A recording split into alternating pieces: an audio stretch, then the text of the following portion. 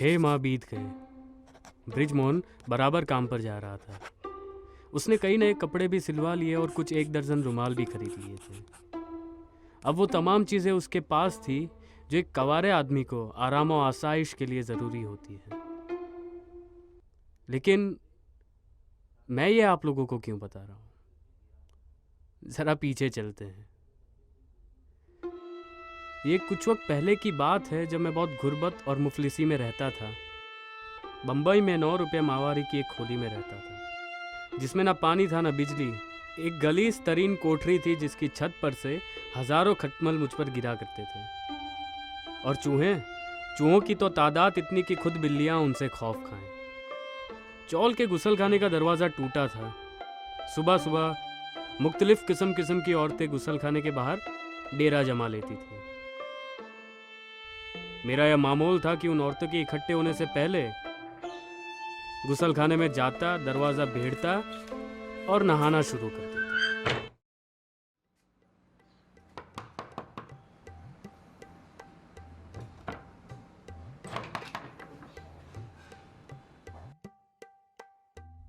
भाई मंटो, आज इतवार है।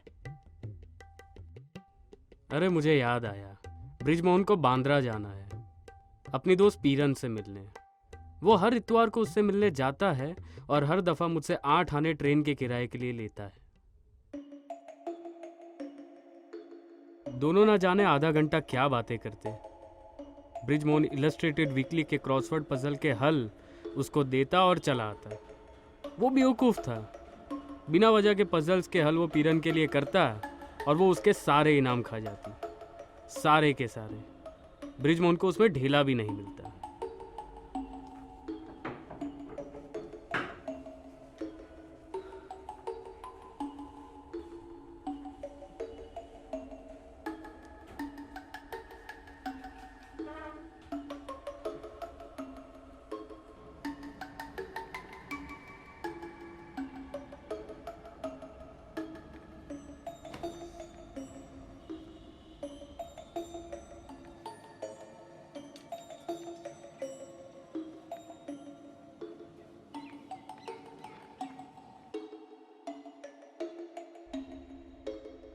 पीरन की कई बेशुमार तस्वीरें बृजमोहन के पास थी, जैसे कि शलवार कमीज पहनी हुई पीरन, चुस्त पैजामा पहनी हुई, साड़ी में, फ्राक में, लगभग कुछ 100 से ऊपर तस्वीरें।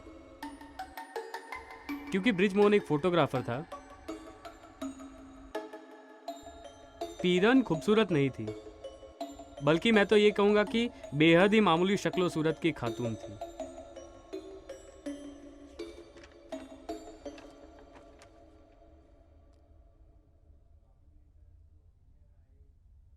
मैंने कभी ब्रिज से पीरन के बारे में कुछ जानने की कोशिश नहीं की कि वो क्या करती है, कैसे वो दोनों मिले, इश्क का इजहार कैसे हुआ, क्या ब्रिज पीरन से शादी करने की चाह रखता है। और ना ही कभी ब्रिज ने मुझसे इस बारे में बात करना ज़रूरी समझा। लेकिन उस दोपहर जब वो लौटा,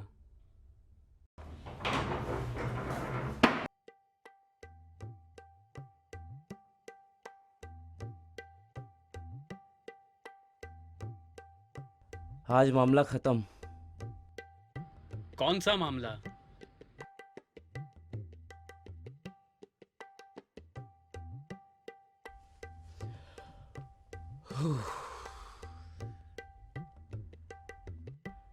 आज मैंने पीरन से आखिर सीधी मुंह बात कर ही ली। मैंने उससे कह दिया कि जब भी तुमसे मिलना शुरू करता हूं मुझे कोई काम नहीं मिलता। तुम बहुत मनहूस हो। उसने ये सुनकर कुछ कहा? कहा ना, कहती है मैडम बेहतर है मुझसे मिलना छोड़ दो, सिंपल। देखती हूँ तुम्हें कैसे काम मिलता है। मैं मनहूस हूँ, मगर तुम एक परले दर्जे के निखट्टू और कामचोर हो। अब अब क्या? कल तुम मुझे 4 आने देना। मेरा ख्याल है मुझे इंशाल्लाह कल ही नौकरी मिल जाएगी। मैं सेठ नानू भाई के पास जाऊंगा असिस्टेंट की नौकरी का सुझाव लेकर। ये सेठ नानू भाई, जो कि एक फिल्म के डायरेक्टर थे, कई बार ब्रिज को नौकरी देने से इनकार कर चुके थे, क्योंकि उनका भी पीरन की तरह यही ख्याल था कि वो कामचोर और निकम्मा है। लेकिन दूसरे रोज जब ब्रिज दोपहर में वापस आया। ब्रिज, क्या हुआ फिर आज? अरे मंटो भाई, सेठ नानू भाई ने खुश होकर मुझे 250 रुपये महीने की नौकरी दी है। अरे वाह। ये लो एडवांस। 100 रुपये? मेरा मन तो कर रहा है कि अभी उस पीरन के पास जाऊं और कहूं कि देख, मुझे काम मिल गया। लेकिन मुझे डर है कि कहीं उसकी मनहूसियत की वजह से सेठ नानू भाई मुझे नौकरी से ना निकाल फेंके। मेरे साथ ऐसा एक बार हो चुका है। अब मैं कम से कम 1 बरस तक उसका मुंह नहीं देखूंगा। कपड़े भी थोड़े कम पड़ गए, 1-2 जोड़ी बनवा लूं, फिर देखा जाएगा।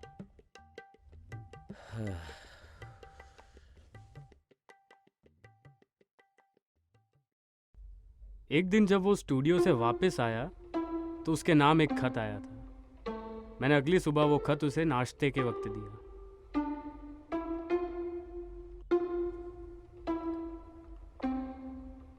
अरे लानत, क्या हुआ? वही पीरन।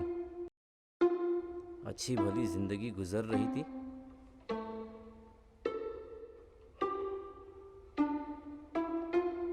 उसी की हैंडराइटिंग है।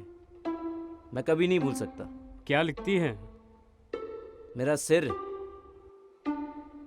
कहती है इस इतवार मिलो, कुछ बात करनी है तुमसे।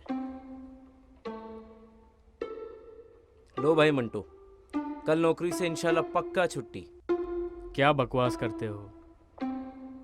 नहीं मंटो, मेरे साथ ऐसा एक बार हो चुका है। तुम देखना, कल ही सेठ नानू भाई को मुझसे कोई ना कोई शिकायत पैदा होगी और वो लात मारकर मुझे नौकरी से निकाल के फेंक देंगे। इतना ही यकीन है तो मत जाओ।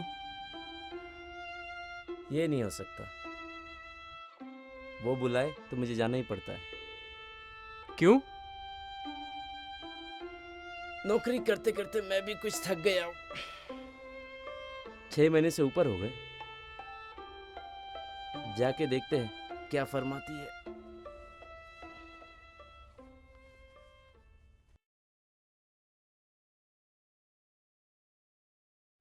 और भाई ब्रिज, मिल आया अपने मनहूस सितारे से? हाँ भाई, कह दिया कि नौकरी से बहुत जल्द जवाब मिलने वाला है।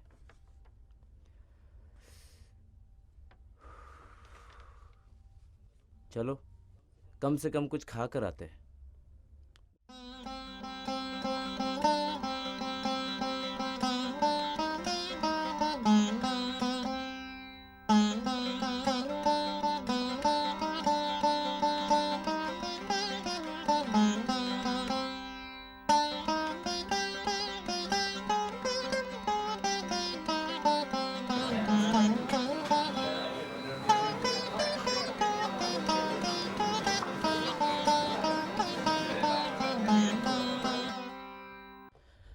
चलो मंटो भाई, मैं निकलता हूँ। चलो। अब देखते हैं कल क्या होता है।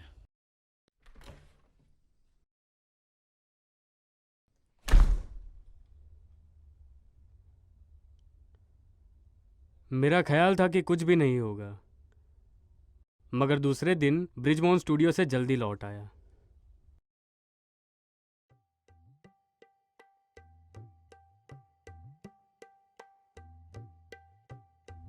छुट्टी मंटो भाई, छुट्टी। अरे हटाओ यार। अरे, जो हटना था वो तो हट गया, अब मैं कैसे हटूं? सेठ नानू भाई पर भी आफत आ गई। उनका स्टूडियो सील हो गया। सब कुछ मेरी वजह से बर्बाद हो गया। क्या अजीब सिलसिला है। देख लो, इसी को कहते हैं हाथ कंगन को आरसी क्या, और क्या कहे अब।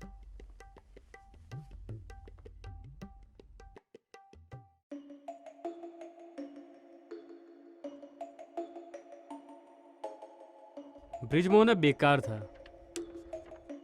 जब उसकी जमा पूंजी खत्म हो गई तो उसने हर इतवार को फिर मुझसे बांद्रा जाने के लिए 8 आने लेना शुरू कर दिया। मुझे अभी तक नहीं पता वो उस आधे घंटे में पीरन से क्या ही बातें कर पाता था। वैसे वो बहुत अच्छी गुफ्तगू करने वालों में से था, पर एक ऐसी लड़की जिसकी मनुष्यत का उसको मुकम्मल तौर पर यकीन था, वो उससे किस किस्म की बातें करता होगा। मैंने एक दिन पूछ ही लिया,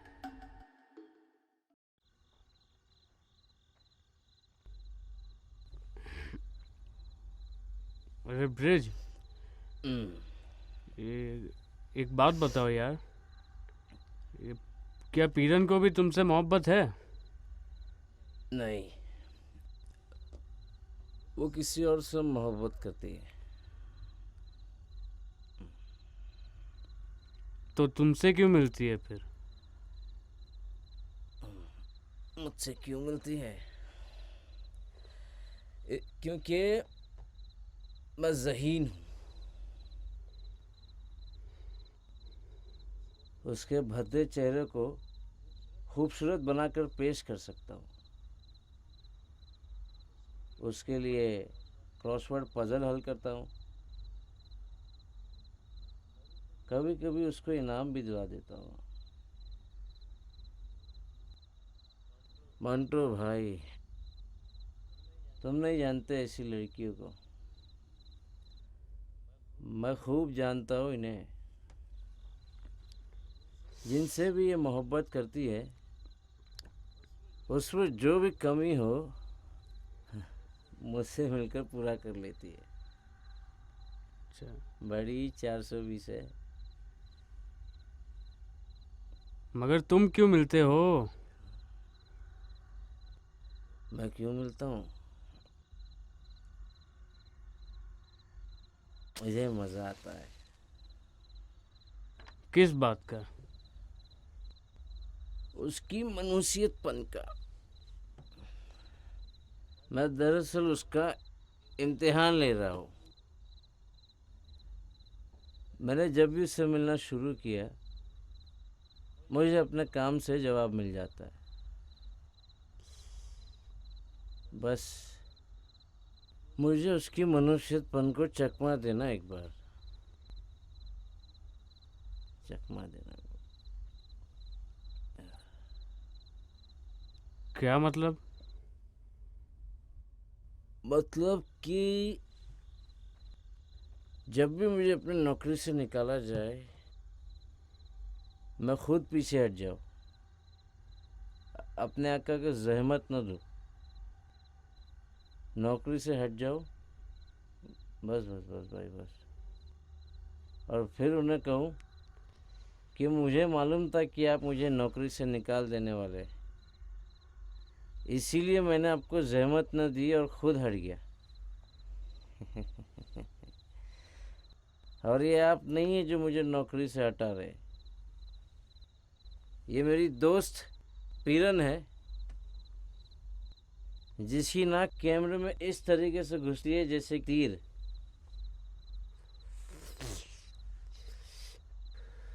बस मेरी छोटी सी ख्वाहिश है, देखो कब पूरी होती है। बड़ी ही अजीब व गरीब ख्वाहिश है जनाब। मेरी हर चीज़ अजीब व गरीब होती है। पता है, पिछले इतवार सॉरी मैंने उस पीरन की उस दोस्त के लिए जिससे वो मोहब्बत करती है, उसके लिए मैंने कुछ तस्वीरें तैयार करी। अब उल्लू की तुम उसे कंपटीशन में भेजेगा। यकीनी तौर पर इनाम मिलेगा उससे।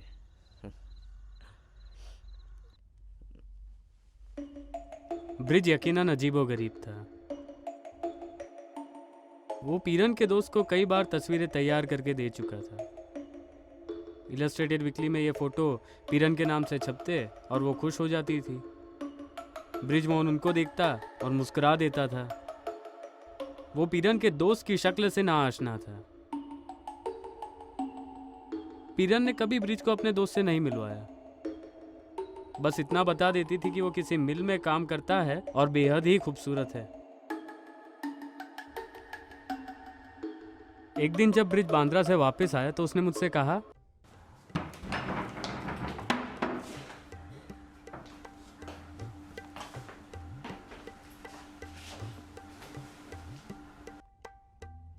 आज सारा मामला खत्म। वही पीरन वाला। हाँ भाई, कपड़े खत्म हो गए थे। मैंने सोचा अब ये सिलसिला भी खत्म ही कर दूं। कुछ दिनों में कोई ना कोई नौकरी मिल ही जाएगी। तुम क्या कहते हो? मेरा ख्याल है मैं सेठ नयाज अली से मिलूं। उन्होंने एक फिल्म बनाने का ऐलान किया है, तो तुम ज़रा उनके दफ्तर का पता लगा लेना। ज़रूर ज़रूर। मैंने उसके दफ्तर का नया नंबर एक दोस्त से पूछकर उसको दे दिया। वो दूसरे दिन वहाँ गया और जब शाम को लौटा तो उसके चेहरे पर खुशी का ना मानो कोई ठिकाना ही ना था। ये एक फिल्म का कॉन्ट्रैक्ट है। तनख्वाह 200 रुपये महाना। पिछली नौकरी से कम है, पर सेठ नयाज अली ने कहा है कि बढ़ा दूंगा आगे।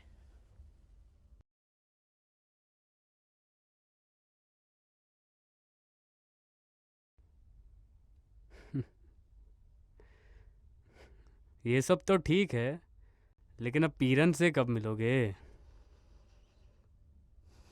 कब मिलूंगा? मैं भी यही सोच रहा हूं कि मुझे उस मनहूस से कब मिलना चाहिए।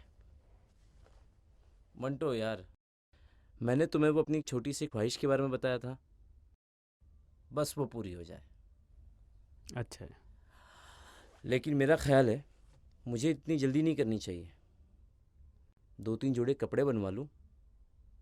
50 रुपये एडवांस ले आया हूँ, 25 तुम रख लेना और उसमें अपना उधार भी चुकता लेना। ठीक है। आज मुझे तुम्हारी तस्वीरें खींचने दो। अच्छी तस्वीरें खींचना। इंशाल्लाह।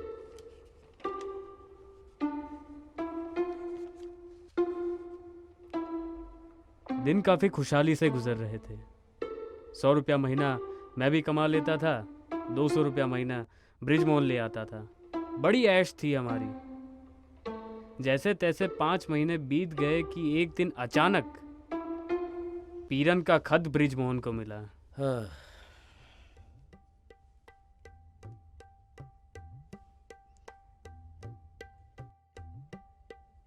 लो भाई मंटो। खत देखकर मैंने खौफ सा महसूस किया। क्या फरमाती है मैडम? फरमाती है इतवार को मुझसे ज़रूर मिलो, बहुत ज़रूरी काम है।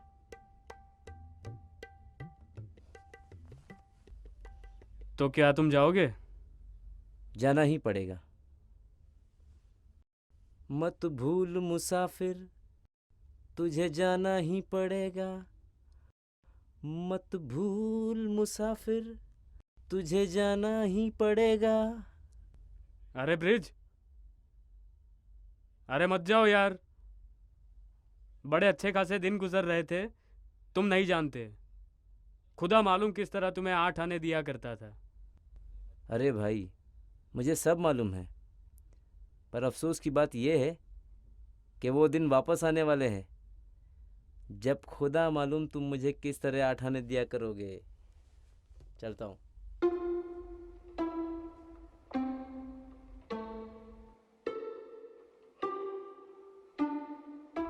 ये 12वीं मर्तबा है। क्या हुआ?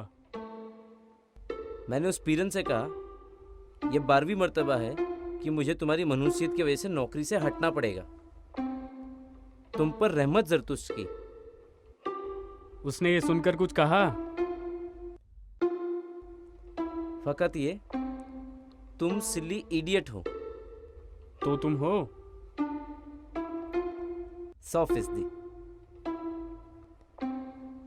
अब कल दफ्तर जाते ही मैं इस्तीफा पेश कर देने वाला हूँ। मैंने वहीं लिख लिया था, पीरन के वहाँ।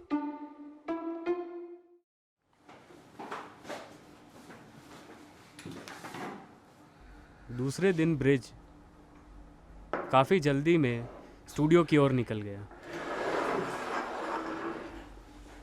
उसने चाय भी नहीं पी और ना ही मुझसे कोई बात की।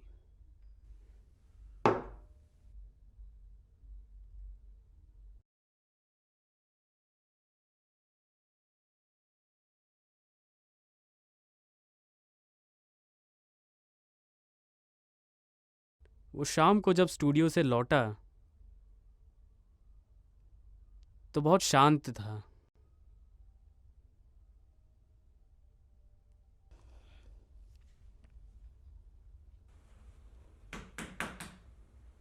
क्यों ब्रिज, क्या हुआ फिर आज?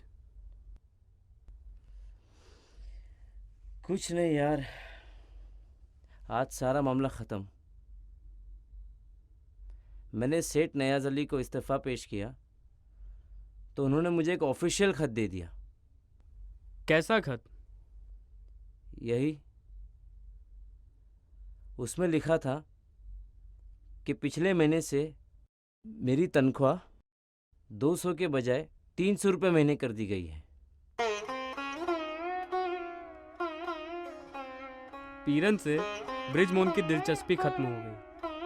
उसने मुझसे एक दिन कहा, पीरन की मनुष्यत खत्म होने के साथ ही वो भी खत्म हो गई और मेरा एक निहायत ही दिलचस्प मशगला भी खत्म हो गया। अब कौन मुझे बेकार रखने की वजह होगा?